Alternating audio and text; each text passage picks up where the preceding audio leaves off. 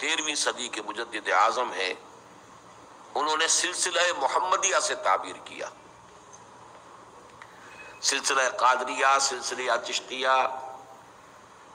سلسلہ نقشبندیہ، پھر نقشبندیہ میں مجددیہ، چشتیہ میں صابریہ، نظامیہ، یہ نام تو معلوم ہے، لیکن سلسلہ محمدیہ بھی کسی سلسلے کا نام ہے۔ یہ سید احمد بریلوی رحمۃ اللہ علیہ۔ لیکن یہ کہ سلوک کا لفظ چونکہ تصوف سے دلچسپی رکھنے والوں میں معروف ہے، اس لیے سلوک محمدی یہ بھی آسان اصطلاح ہو گئی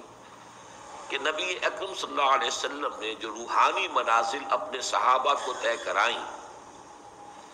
آپ کا وہ سلوک کیا تھا، اس کا طریقہ کیا تھا۔ لیکن ان دونوں کو جو سبب کرنا چاہتا ہوں میں، وہ یہ کہ قرآن و سنت کی اصل اصطلاح کی طرف ہماری رہنمائی ہو جائے۔ احسان اسلام، اس کی وضاحت بعد میں ہوگی۔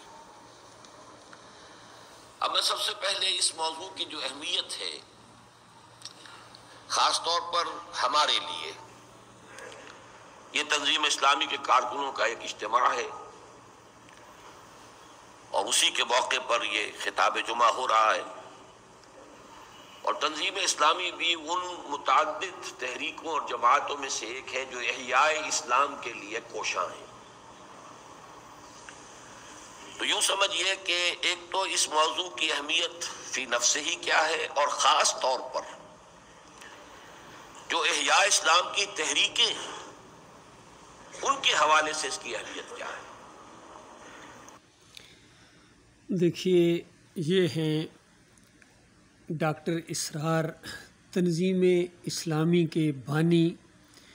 اور ان کے ناظمین کا اجتماع ہو رہا ہے اور جمعے کا خطاب ہے۔ اس کے اندر یہ احیاء اسلام یعنی اسلام کو پھر سے زندہ کرنے کا یہ گویا انقلاب رونما کر رہے ہیں، اور اس کے اندر اپنے مریدوں کو یہ درس دے رہے ہیں کہ یہ تصوف، یہ چشتیہ، قادریہ، نقش بندیہ، اور پتہ نہیں سید احمد بریلوی جو پتہ نہیں 13ویں صدی کے مجدد ہیں، یعنی انہوں نے اسلام کو دوبارہ گویا تازہ کر دیا ہے۔ بریلویوں کا یہ جو عقیدے آپ کے سامنے ہیں، تو آپ اندازہ لگائیے جس جماعت کے بانی کی یہ تعلیمات ہوں، اور اپنے ناظمین کو اجتماع کرتے ہوئے یہ تعلیم دے کہ یعنی یہ ہے تمہارے مشعل راہ، یہ ہے مشاہیر، یہ ہے تمہارا طریقہ، اس نے انقلاب کیا لانا ہے۔ بلکہ یوں کہیے کہ جو آج امت مسلمہ کی پٹائی ہو رہی ہے، ان کو ذلت اور خواری ملی ہوئی ہے، وہ انہی علماء کی وجہ سے ہے، چاہے وہ ڈاکٹر اسرار ہوں، مودودی صاحب ہوں، اور جتنے بھی یہ مسلک پائے جاتے ہیں، بریلوی ہوں، دیوبندی ہوں، اہل حدیث ہوں، یہ سارے کے سارے اپنے جو ان کے اکابرین ہیں اس کا دین پیش کرتے ہیں۔ قرآن اور حدیث کو بیان کرتے ہوئے نہ جانے کیا ان کو چڑ ہے، حالانکہ ان کی زندگیاں قرآن کا ترجمہ کرتے ہوئے، قرآن کے درس دیتے ہوئے گزر گئی ہیں، لیکن یہ ساتھ ساتھ مشرکانہ عقائد کو چھوڑنے کے لیے تیار نہیں ہیں۔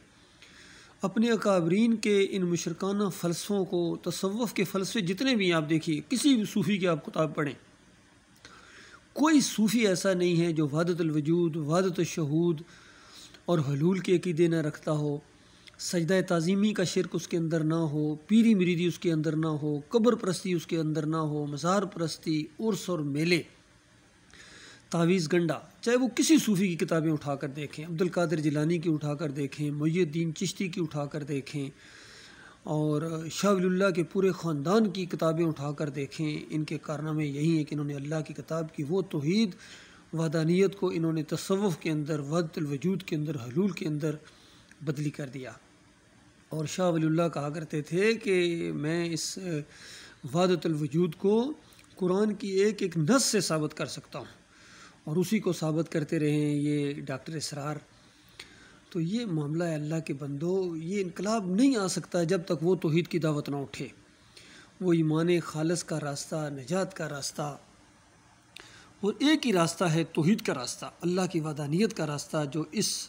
صدی کے اندر یعنی 20ویں صدی کے آخر میں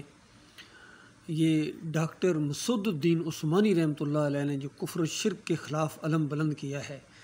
یہ صحیح معنوں میں نجات کا راہ ہے۔ انہوں نے سارے صوفیوں کا رد کیا ہے، ان کے تصوف کے ایک ایک باطل عقیدے کے اوپر انہوں نے چوٹ ماری ہے، اور اس سارے خانگاہی نظام کو، عرس اور میلوں کو، غیر اللہ کی پکاروں کو، یا علی مدد، یا رسول مدد، یا غوث مدد، یہ واسطے، یہ وسیلے، یہ رکوع اور سجدے، یہ سب کو باطل قرار دیا ہے۔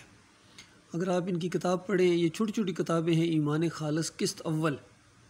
اس کے اندر سارے صوفیوں کے باطل عقائد کا تیا پانچا کر دیا اس اللہ کے بندے نے۔ کوئی صوفی انہوں نے نہیں چھوڑا ہے جس کو انہوں نے رد نہ کیا ہو، جس کو مشرک ثابت نہ کیا ہو،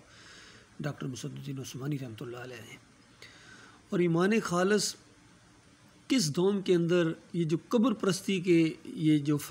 بنیاد فراہم کرنے والے تھے، چاہے یہ کیا نام ہے، احمد بن حنبل ہوں، ابن تیمیہ، ابن قیم، ابن حجر اسقلانی، اور یہ سارے فرقے، بریلوی، دیوبندی، اہل حدیث، سب کا یہ عقیدہ ہے کہ یہ مردے سنتے ہیں۔ اور ڈاکٹر صاحب کہتے ہیں مردوں کے سننے کا عقیدہ، سماع موتا کا عقیدہ، یہ شرک کی جڑ ہے۔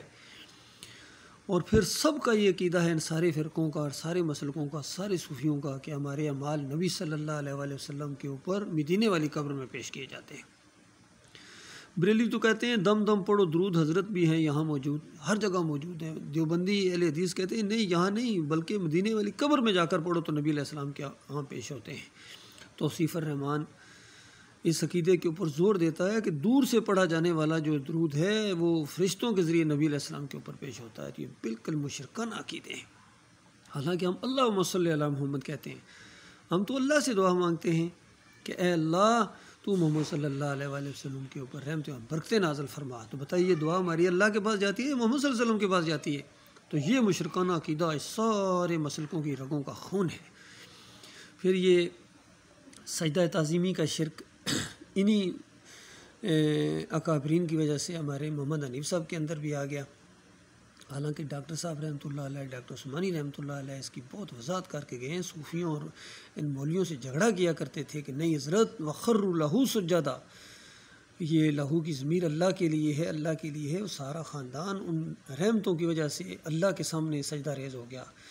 اور جن کا ایمان صحیح نہیں ہوتا ہے وہ اس طرح تفسیر کرتے ہیں کہ سارے لوگ جو تھے وہ خاندان وہ یوسف علیہ السلام کے سامنے سجدے میں پڑ گئے۔ یہ مشرکانہ عقیدہ ڈاکٹر اسرار کی وجہ سے، ابن کثیر کی وجہ سے اور سارے مسلک پرستوں کی وجہ سے محمد حنیف جو